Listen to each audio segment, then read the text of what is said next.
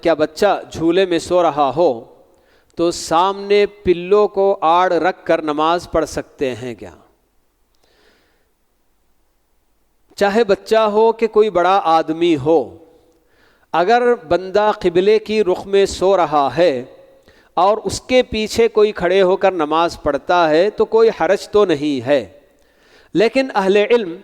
اس لیے منع کرتے ہیں کہ سونے والا پتہ نہیں اپنی ہیئت اچانک کیا کرے کہ جس کی وجہ سے کہیں اس کا سطر نہ کھل جائے،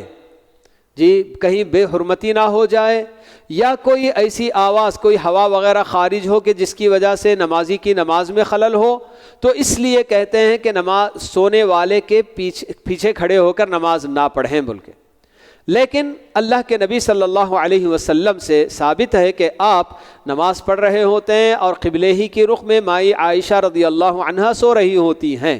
تو آپ انہی کے پیچھے کھڑے ہو کر نماز پڑھتے۔ کبھی ایسا بھی ہوتا کہ آپ کے سجدے کی جگہ عائشہ رضی اللہ عنہا کا پیر آ جاتا، اور جب آپ سجدہ کرتے تو اس وقت ان کو ہلاتے یا ان کو چھوتے تو وہ اپنا پیر سمیٹ لیتی، سکیڑ لیتی، تو اس کے بعد آپ اس جگہ پر سجدہ کرتے بول کے۔